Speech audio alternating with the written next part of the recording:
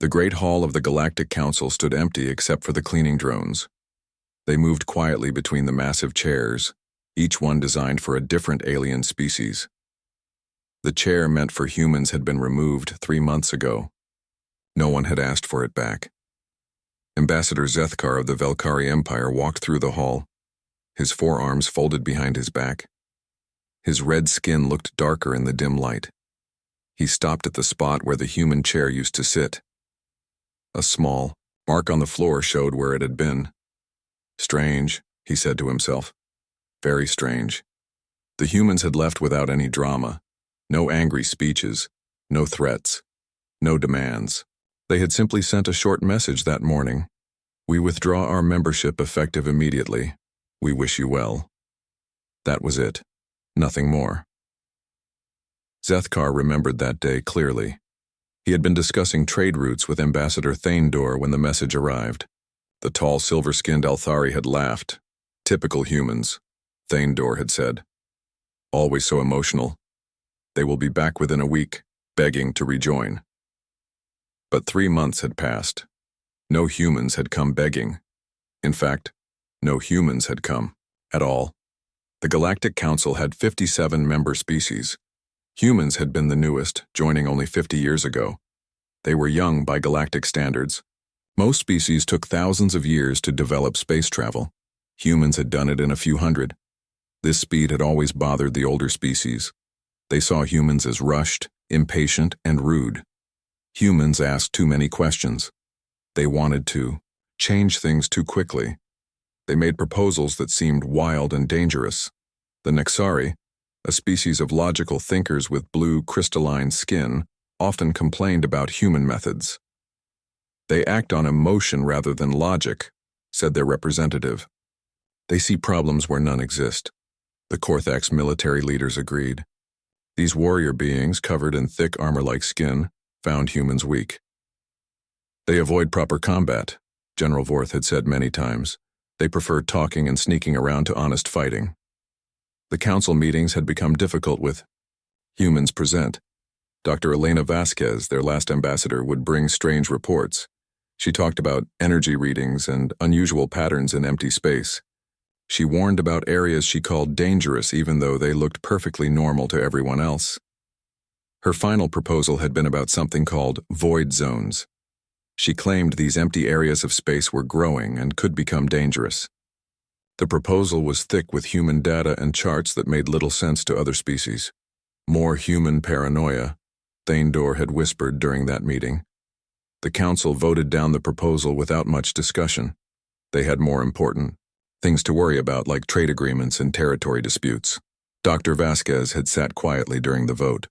When it finished, she had gathered her papers and stood up. "Thank you for your time," she had said politely. "I hope you will reconsider in the future." She never came back to another meeting. A few days later, human patrol ships that had been flying around various sectors simply returned to human space.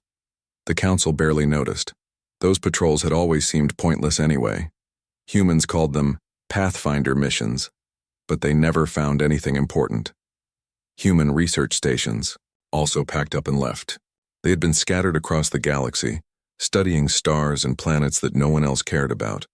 Again, the council paid little attention. Human science had always seemed odd and wasteful. The most surprising thing was how quietly it all happened. Other species usually made big announcements when they were upset. They would demand meetings, threaten to leave trade agreements, or send angry messages. Humans just left. Zethkar had tried to contact human space several times. Each attempt got the same response from automated systems. "The Terran Federation is not accepting visitors at this time. Please respect our sovereignty." The voice was polite but firm. He had expected humans to at least argue or complain. They had been frozen out of many important discussions in recent years. The council often made decisions without telling them. Their proposals were regularly ignored or delayed in committees, but humans never seemed angry. They just kept working, kept sending their strange reports, kept offering help that no one wanted. Now they were gone. Walking back through the council hall, Zethkar noticed something he had missed before. Small changes had been happening over the past few months. The automated translation systems had become less accurate. Some of the environmental controls were working poorly. A few computer networks had developed glitches. He had assumed these were normal maintenance issues. Every large organization had technical problems. But thinking about it now, he realized something odd. These problems had all started around the time humans left. The next day brought the first real sign that something was wrong. Captain Nexthor of the Trade Consortium contacted the Council with unusual news. Pirate attacks had increased in 3 sectors. Ships were being robbed or destroyed at twice the normal rate. Strange timing, Captain Nexthor reported. These sectors used to be very safe. Now they are becoming dangerous. Zethkar looked at the sector maps. All 3 areas had been regularly patrolled by human Pathfinder ships. The humans had always claimed these patrols were for security and monitoring. Most council members had thought they were just humans showing off their ships. Probably just a coincidence, said Thaindor when Zethkar mentioned it. Pirates come and go. It has nothing to do with the humans. But Zethkar was not so sure. He began looking through old council records, searching for information about human activities. What he found surprised him. Humans had been very busy during their 50 years in the council. They had filed thousands of reports, most of which had been ignored or filed away. They had offered help with problems that other species hadn't even noticed. They had shared technology and information freely, asking for nothing in return. Most interesting were the security reports. Humans had warned about potential conflicts months before they happened. They had identified dangerous criminal groups before they became major threats. They had even predicted natural disasters and helped organize evacuations. The Council had usually credited these successes to luck or to their own intelligence services. Now, looking at the patterns, Zethkar began to wonder if humans had been more important than anyone realized. His research was interrupted by another report. The Nexari Science Division was having problems with their computer networks. Data was becoming corrupted. Research projects were failing. Several important experiments had to be stopped. We cannot understand what is happening, reported the chief Nexari scientist. Our systems worked perfectly for decades. Now they are failing in ways we have never seen. Zethkar asked to see the technical specifications for the failing systems. Deep in the documentation, he found something that made him pause. Many of the computer networks had been upgraded using human technology. The upgrades had been so seamless that most species forgot humans had provided them. As the days passed, more problems appeared. Communication systems developed delays. Transportation schedules became unreliable. Even the council building's life support systems began having minor failures. Each problem seemed small by itself. But together, they painted a picture that worried Zethkar. The galaxy had been running more smoothly with humans around, even though no one had noticed their contributions at the time. Standing in the empty council hall again, Zethkar looked at the spot where the human chair used to be. For the first time, he wondered if removing it had been a mistake. Outside the great windows, stars shone in the darkness of space. Somewhere among those stars, humans were living their lives without the Galactic Council. They seemed to be doing fine on their own. The question that bothered Zethkar was simple. Could the galaxy say the same thing? 6 months had passed since the humans left. Ambassador Zethkar stood in the council emergency meeting room, watching the holographic displays that showed problems spreading across the galaxy. The situation was getting worse every day. The numbers. Don't lie, said Captain Nexthor of the Trade Consortium. His voice was tired and frustrated. Pirate attacks are up 400% in sectors 7 through 15. We're losing 3 cargo ships every week. The other council members shifted uncomfortably in their seats. These were the same sectors where human Pathfinder ships used to patrol. The connection was becoming impossible to ignore. General Vorth of the Korthak slammed his armored fist on the table. Pirates are cowards. We will send our war fleets to destroy them. We tried that, Captain Nexthor replied. Our military ships can't cover all the trade routes.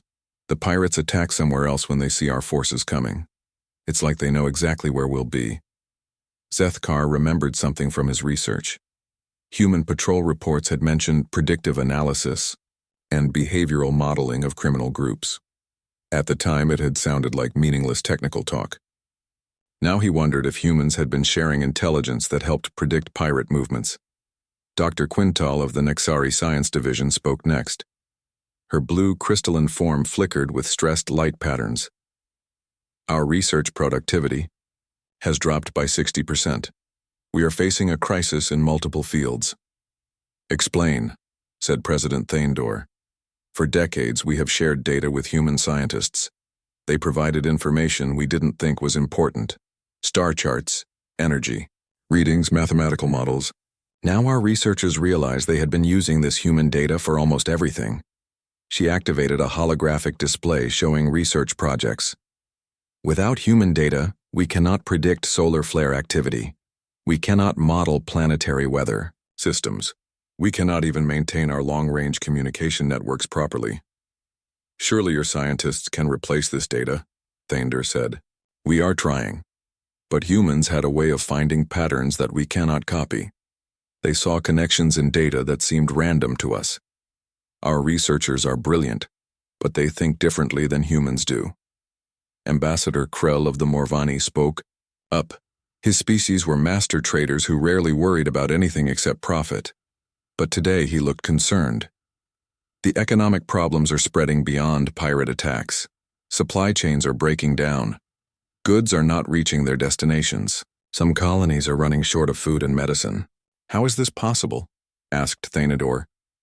Humans managed many of our logistics networks. They didn't control them, but they optimized them. They found the most efficient routes, predicted supply needs, prevented bottlenecks before they happened.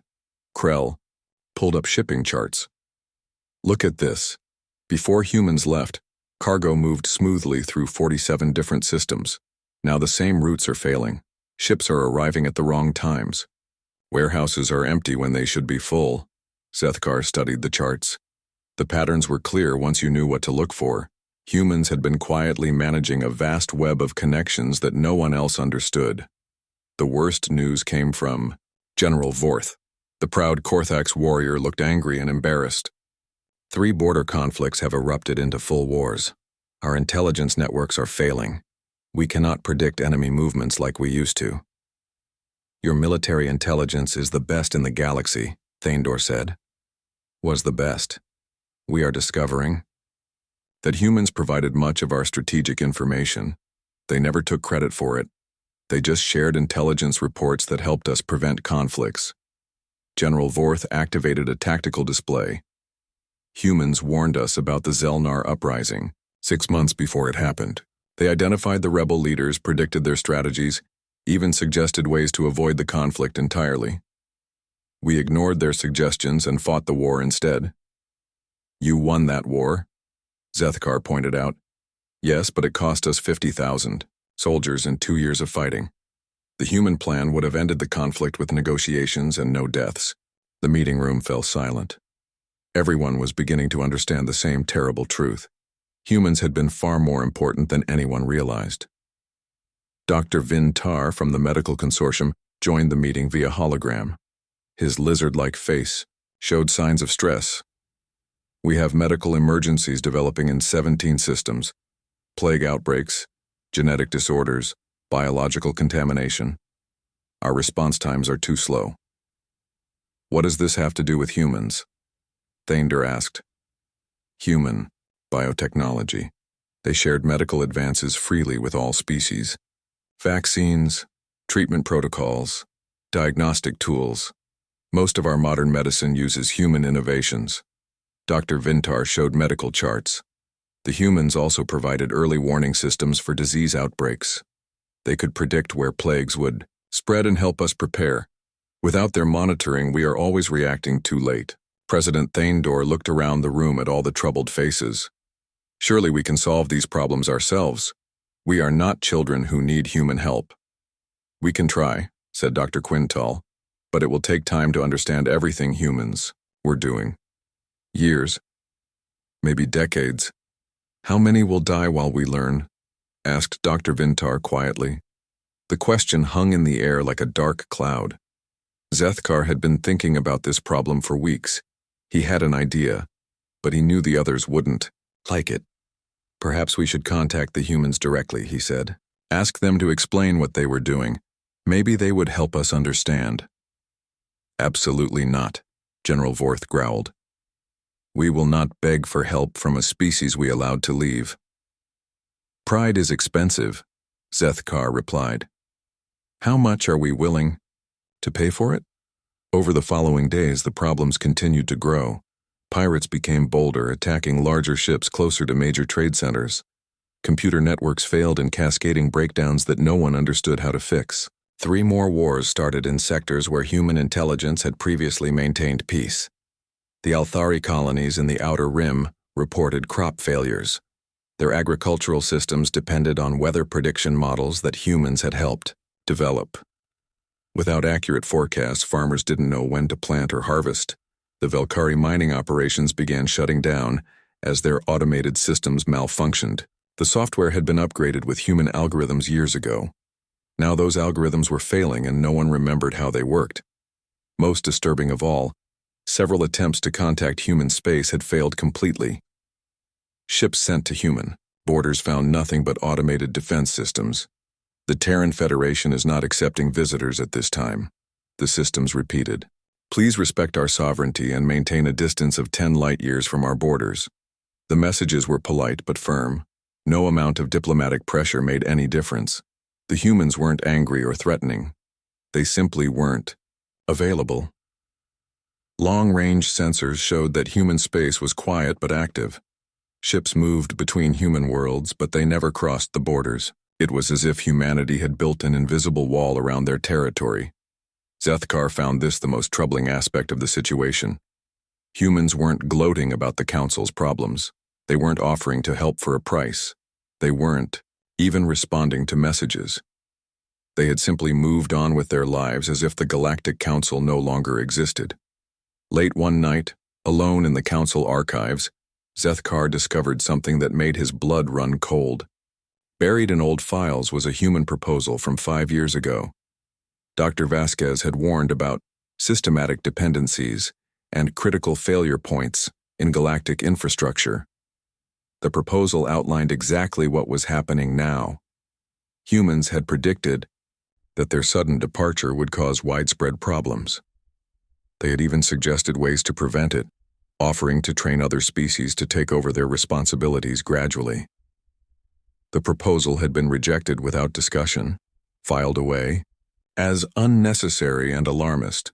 Zethkar realized that humans had known this would happen. They had tried to prevent it. And when the Council refused to listen, they had quietly prepared for the day when they would need to leave everything behind. Looking out at the stars, Zethkar wondered what else humans had predicted that the Council had ignored. What other warnings lay buried in forgotten files? Most importantly, what was humanity preparing for next? 2 years had passed since humanity's quiet departure, and the Galactic Council was falling apart. President Thandor sat in his private office, staring at reports that painted a picture of complete disaster. His silver skin had lost its shine, and his usual proud posture had slumped with the weight of failure. The trade consortium was reporting losses in the billions. Pirate attacks had become so common that many shipping companies refused to travel certain routes. Entire sectors were becoming isolated as trade dried up. The Velkari Empire, once the second most powerful member of the Council, was facing its first real crisis in 1,000 years. Ambassador Zethkar's latest report was devastating. 15. Velkari colonies were failing as their life support systems broke down. The medical technology keeping their people alive had been based on human innovations that no one else understood how to maintain. "We are dying," Zethkar had written. "Our children are born with genetic defects that our doctors cannot treat. Our elderly are succumbing to diseases we had eliminated decades ago. The treatments exist, but the knowledge of how to produce them died when the humans left." The Nexari were facing an even stranger problem.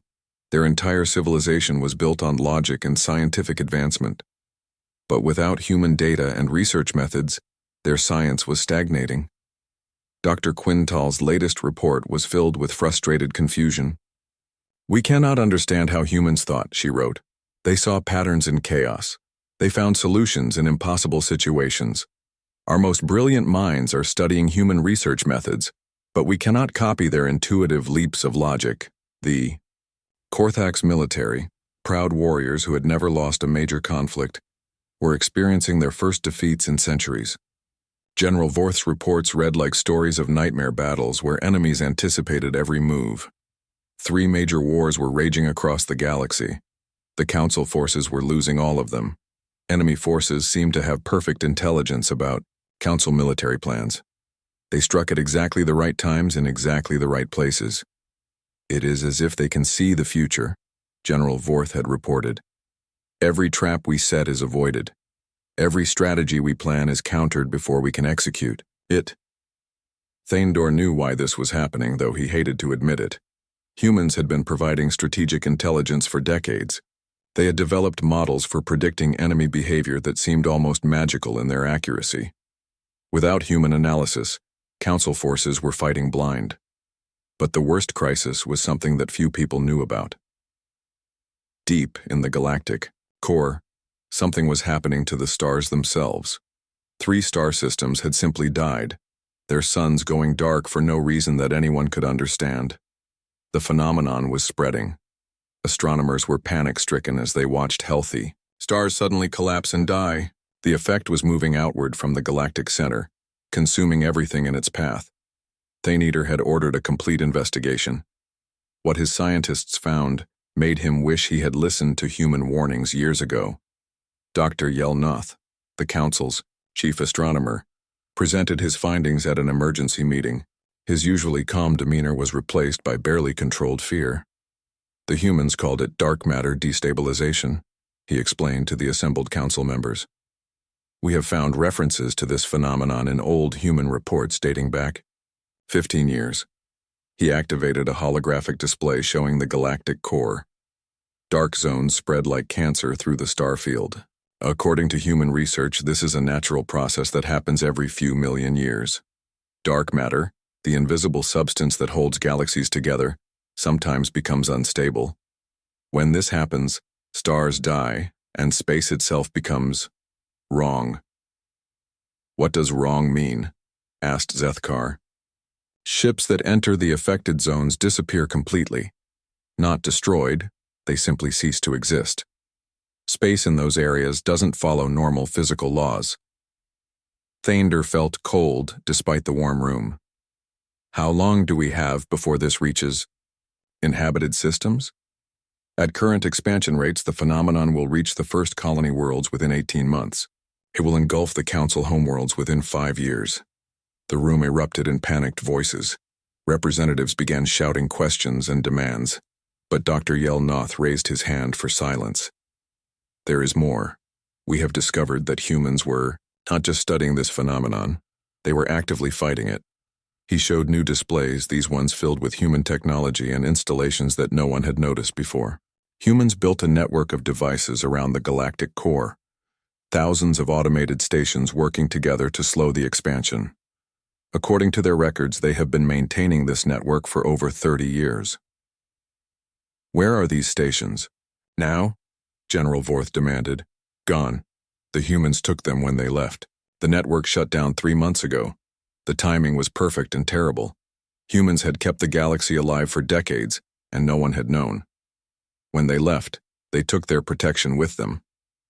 Thaindor authorized an immediate and complete investigation into human activities during their Council membership. What the researchers found was humbling and terrifying. Humans had been quietly managing dozens of galactic-scale crises. They had prevented 7 different wars that would have killed billions. They had stopped 4 plague outbreaks before they could spread. They had even diverted 3 asteroid impacts that would have destroyed entire worlds. Most remarkably, they had been maintaining the delicate balance that kept the galaxy's civilizations functioning. Trade routes, communication networks, medical systems, agricultural predictions, military intelligence, scientific research. Humans had been involved in all of it, usually without taking credit. The investigation revealed that humans had tried, to warn the Council about most of these threats. Their proposals and reports were filled with accurate predictions and practical solutions. But the Council had dismissed them as human paranoia or unnecessary interference. Dr. Vasquez's final proposal about the void zones had been their last attempt to share the truth about the dark matter crisis. When the Council rejected it, humans had realized that they would have to handle the problem alone. "They tried to save us," Zethkar said during one of the investigation briefings. "For 50 years they tried to teach us, warn us, prepare us. We treated them like ignorant children." The investigation also revealed something else that shook the Council to its core. Humans had been preparing for their departure for over 10 years. They had gradually built backup systems and trained replacement personnel for some of their responsibilities. But the Council had blocked most of these efforts, seeing them as human attempts to create unnecessary redundancy. When humans finally left, they had taken only what belonged to them. But what belonged to them was far more than anyone had realized. As the galaxy continued to crumble, desperate Council members began trying to contact human space. But the automated response systems remained unchanged. The Terran Federation is not accepting visitors at this time. Some Council members suggested using force to break through human defenses. This idea died quickly when long-range sensors revealed what humans had been building during their 2 years of isolation. Human space was protected by technology that no one recognized. Ships that approached too closely simply vanished, much like what happened in the dark matter zones. It was as if humans had learned to control the same forces that were killing stars in the galactic core. More disturbing still, human space was expanding, not through conquest or colonization, but through some process that allowed them to claim new star systems without apparent effort. Whatever humans were doing, it was working far better than anything the Council had achieved. Thander found himself spending long nights staring out at the stars, wondering how everything had gone so wrong. The Althari had ruled their corner of the galaxy for thousands of years. They had been wise, careful, and proud. Now their empire was dying, and they were helpless to stop it. The younger species were starting to break away from the Council entirely. Some were trying to reach human space on their own, hoping to negotiate separate peace agreements. Others were simply abandoning their colonies and fleeing to safer regions of the galaxy. The older species maintained their dignity, but their power was evaporating. Pride was all they had left, and even that was becoming expensive. In his darkest moments, Thander wondered if humanity had planned all of this. Had they deliberately made the galaxy dependent on them, then left to watch it collapse? But the investigation report suggested something different, and somehow worse. Humans had genuinely tried to help. They had shared their knowledge freely, asked for little in return, and worked to make the galaxy a better place for everyone. They had even tried to prepare other species to survive without them. The Council had rejected their help, dismissed their warnings, and frozen them out of important decisions. When humans finally left, it wasn't revenge or manipulation. It was just humans being practical as always. They had work to do, problems to solve, and a galaxy to save. If the Council wouldn't let them do it as members, they would do it as outsiders. The why question that haunted Thander was simple. When humans finished their work, would there be anything left of the galaxy they had once tried to serve? The galactic core was dying faster now. President Thander watched the latest astronomical reports with growing horror as entire star systems blinked out of existence. The dark matter destabilization was accelerating, consuming suns at a rate that made his calculations meaningless. 17 systems lost this week alone, reported Dr. Yelnoth, his voice hollow with exhaustion. The expansion rate has tripled since last month. At this speed, we have less than a year before the phenomenon reaches inhabited worlds. The Council chamber, once filled with representatives from 57 species, now held barely 20. Some species had withdrawn their membership to focus on evacuating their homeworlds. Others had simply stopped attending meetings, their governments too busy managing collapse to spare ambassadors for diplomatic talk. General Vorth's latest military report was even more devastating than the astronomical data. We have lost contact with the entire Fourth Fleet. 37 warships gone without a trace. They were investigating unusual activity near the expanding dark zones. Unusual activity? Thaindor asked. Energy readings that make no sense. Massive power signatures appearing and disappearing in empty space. Some of our sensors detected what looked like artificial structures, but they didn't match any known technology. Zethkar, whose Velkari empire was now reduced to 3 struggling worlds, spoke up from his chair. Could it be related to the human network that was protecting the galactic core? Impossible, General Vorth replied. The humans took their equipment when they left. Our sensors confirmed that all their installations were shut down and removed. But Dr. Yelnoth looked thoughtful. Perhaps they built new installations, improved versions of their original network. Where? Thaindor demanded. Our long-range scanners cover the entire affected region. We would have detected major construction projects. Unless their technology has advanced beyond our ability to detect it, Dr. Yelnoth said quietly. The possibility hung in the air like a dark cloud. In their desperation, council members had been trying to contact human space for months. Every attempt met the same polite refusal, but lately, something had changed about those responses. The automated system still said, the Terran Federation is not accepting visitors at this time, but ships that approached human borders were finding those borders had moved. Human space was expanding rapidly, claiming new star systems at an impossible rate. More disturbing still, the regions of space that humans claimed seemed to be immune to the dark matter effects. Stars remained healthy in human territory, while similar systems elsewhere were dying. Ambassador Krell of the Morvani, one of the few traitor species still attending council meetings, had troubling news about the expansion. My merchant contacts report strange phenomena at the edges of human space. Ships that get too close don't just disappear, they're somehow transported away from the area entirely. Crews report losing hours of time and finding themselves thousands of light years from where they started. Teleportation technology? General, Vorth scoffed. Impossible. The energy requirements alone would drain the power of a star. Unless they have learned to harness the same forces that are killing our galaxy, Zethkar suggested. What if humans have not just stopped the dark matter destabilization, but learned to control it? The idea was terrifying and hopeful at the same time.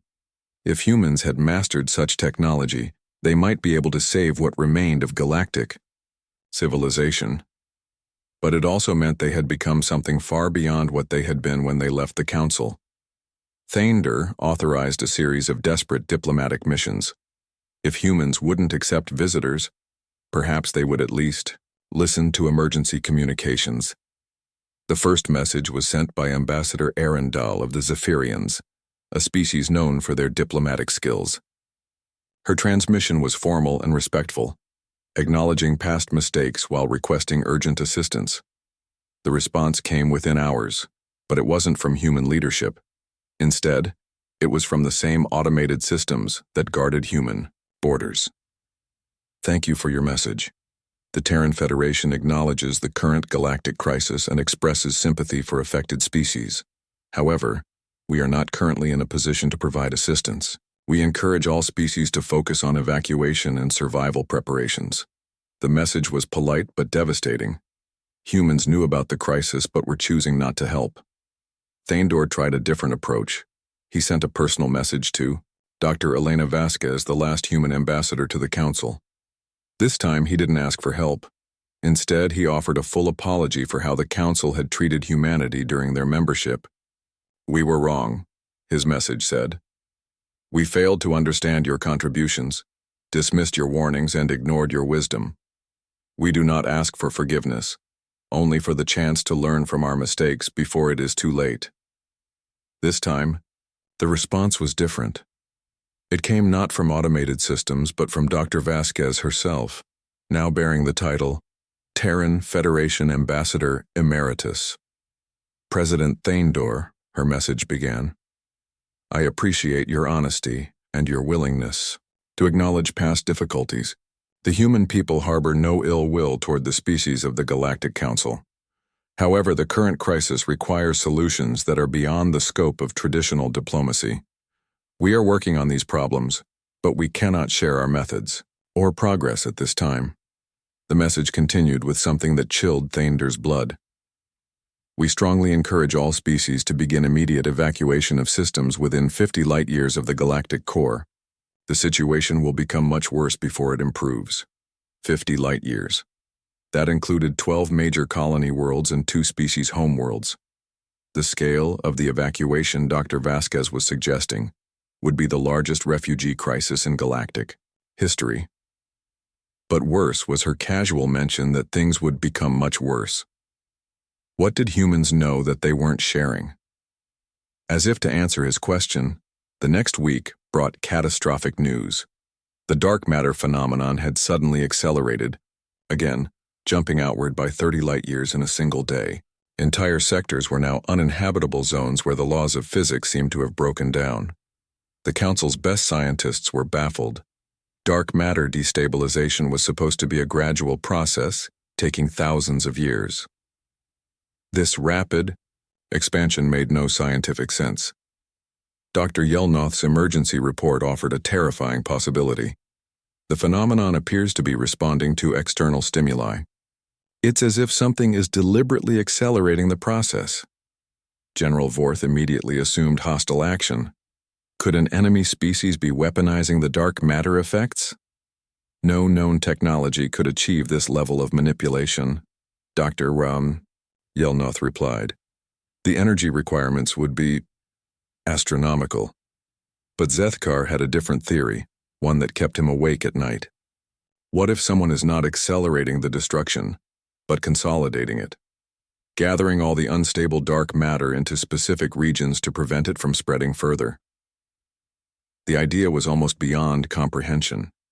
It would require technology and knowledge that surpassed anything in galactic history, but it would also mean that someone was actively fighting to save the galaxy, even if the battle looked like accelerated destruction from the outside. 3 days later, long-range sensors detected massive energy signatures near the galactic core. The readings were unlike anything ever recorded. Power levels that dwarfed entire star systems, focused into precise geometric patterns spanning hundreds of light-years. When the energy signatures faded, something extraordinary had happened. The dark matter expansion had stopped completely. Not slowed, stopped. The deadly zones were still there, but they were no longer growing. Dr. Yelnoth could barely believe his instruments. The readings suggest that someone has built a containment field around the entire affected region. The field is stable and appears to be permanent. Who has the technology to build something like that?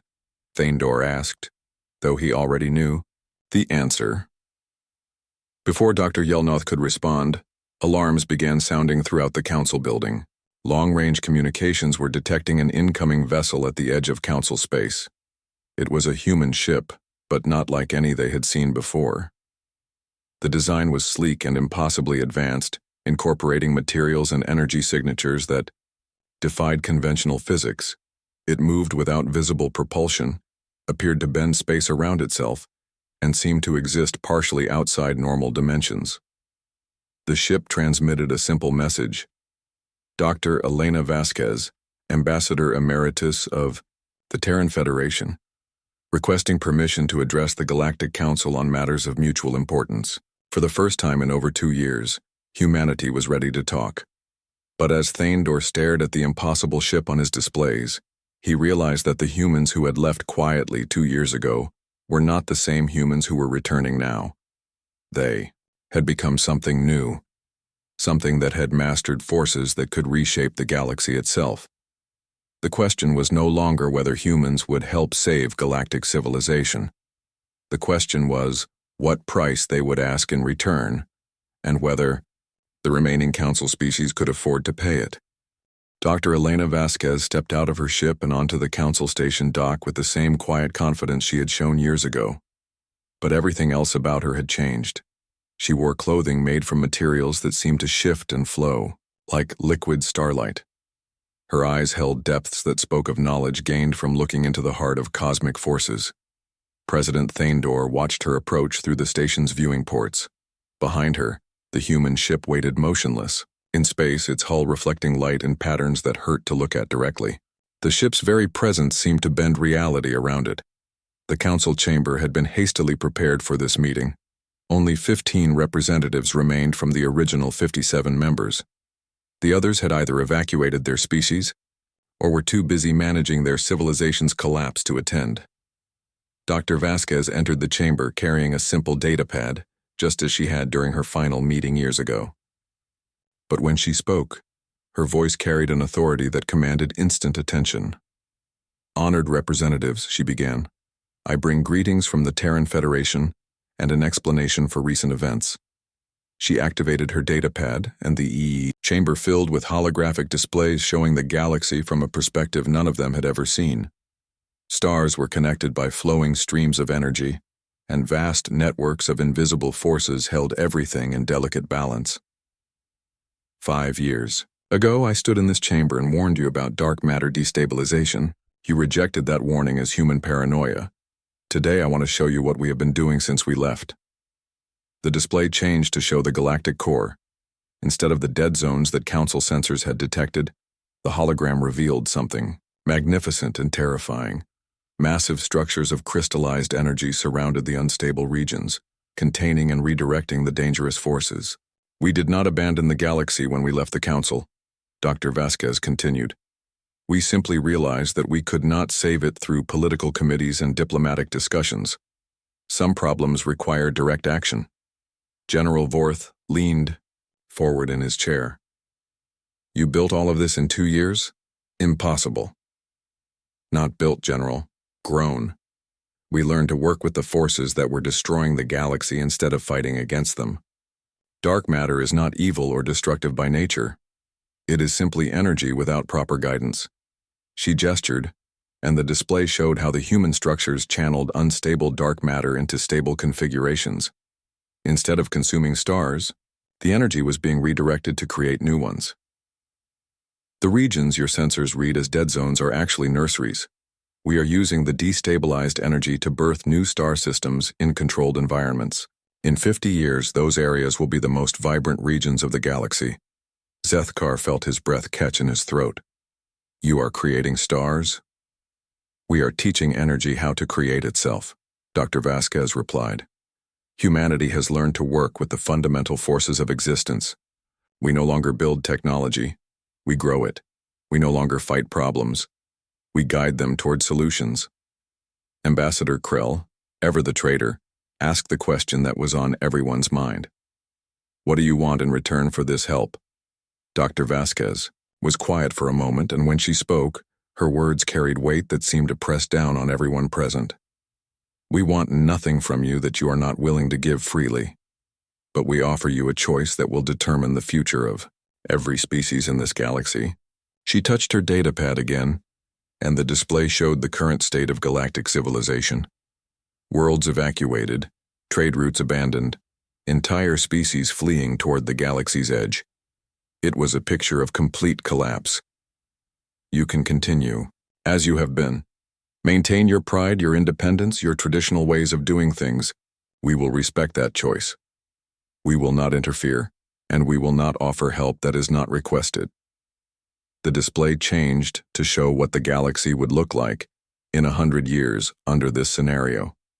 A few scattered pockets of civilization, surviving on the edges, while the vast majority of space remained empty and dead. Or, Dr. Vasquez continued, "You can accept a new reality. Humanity has evolved beyond what we were when we left this council. We have become something that can guide galactic civilization through the challenges ahead. But we will not do this as members of your council or partners in your politics." The display showed a different future. The galaxy was alive and thriving, with countless new worlds and species flourishing under the guidance of beings who understood cosmic forces. "We offer to become your guardians, not your rulers, not your masters, but your protectors and guides. We will solve the problems that are too big for politics to handle. We will prevent the crises that threaten all life. We will teach those who wish to learn, and we will protect those who need protection." Thander found his voice, though it came out as barely more than a whisper. What would this guardianship mean for our species' independence? You would remain free to govern yourselves, trade with whom you choose, and live according to your own values. But when existential threats arise, when dark matter destabilizes, when plagues threaten to consume worlds, when forces beyond your understanding threaten galactic civilization, you would trust humanity to handle these problems. Dr. Vasquez gestured again, and the display showed specific examples. Human ships appeared instantly wherever they were needed, solved impossible problems, and then departed without claiming territory or demanding payment. We would ask for no tribute, claim no worlds, and demand no obedience. We would simply be there when the galaxy needed us, doing the work that keeps civilization alive. General Vorth's military mind immediately saw the implications. You are asking us to trust you with ultimate power over our survival. We already have that power, General, Dr. Vasquez replied gently. The containment fields around the galactic core could be disabled with a thought. The technology that protects human space could be used to threaten others. We could reshape matter and energy to suit our will. She paused to let that truth sink in before continuing. We are not asking for power. We are offering to use the power we already possess in service to all species, rather than just our own. The chamber fell into stunned silence as the representatives grappled with the magnitude of what was being offered. Humanity had become something beyond their comprehension, yet they were still offering to serve rather than rule. Ambassador Krell was the first to speak. What guarantee do we have that you will not abuse this power? The same guarantee you had when we were members of this council, Dr. Vasquez replied. Our actions. We spent 50 years helping other species, asking little in return, and sharing our knowledge freely. When you rejected us, we left quietly rather than force our help on you. She gestured to the displays around them. We spent 2 years developing the technology to save your galaxy, while you struggled with problems we could have solved immediately. Even now, we offer choice rather than demanding compliance. Zethkar stood slowly from his chair. His people were dying, his colonies were failing, and his species faced extinction within a generation. Pride was a luxury he could no longer afford. The Velkari Empire accepts humanity's protection, he said formally. We trust your guardianship. One by one, other representatives stood and made similar declarations. Not all of them. Some species chose to maintain their independence even in the face of extinction. But most recognized the reality of their situation. When the formal responses were complete, Dr. Vasquez nodded respectfully to each representative. To those who accept our guardianship, you will find that help is already on its way. Medical technology to heal your sick, agricultural assistance to feed your hungry, and protection from threats you may not even know exist. She turned to those who had chosen independence. To those who prefer to stand alone, you have our respect and our promise of non-interference. Should you change your minds in the future, you need only ask. As she prepared to leave, President Thaindor found the courage to ask one final question. Dr. Vasquez, when you left the council 2 years ago, did you plan for this moment? Paused at the chamber door and looked back with something that might have been sadness in her eyes. President Thaindor, we hoped it would never be necessary. We tried to work within your systems, to share our knowledge gradually, to prepare you for the challenges ahead. But when it became clear that politics would always stand in the way of practical solutions, we made a choice. We chose to become what the galaxy needed, even if it meant leaving behind what we had been. She walked toward her impossible ship, leaving behind a council that would never be the same. Some species would thrive under human guardianship, their civilizations growing beyond anything they had imagined possible. Others would struggle on alone, clinging to independence even as they faded into history. But all of them would remember the day when humanity returned not as conquerors or saviors, but as gardeners tending to a galaxy that had finally learned the price of wisdom offered and refused. In the years that followed, when new species asked about the humans who could reshape stars and guide the evolution of entire civilizations, the answer was always the same. They were the ones who left quietly, when nobody listened, and returned only when everyone was ready to hear the truth.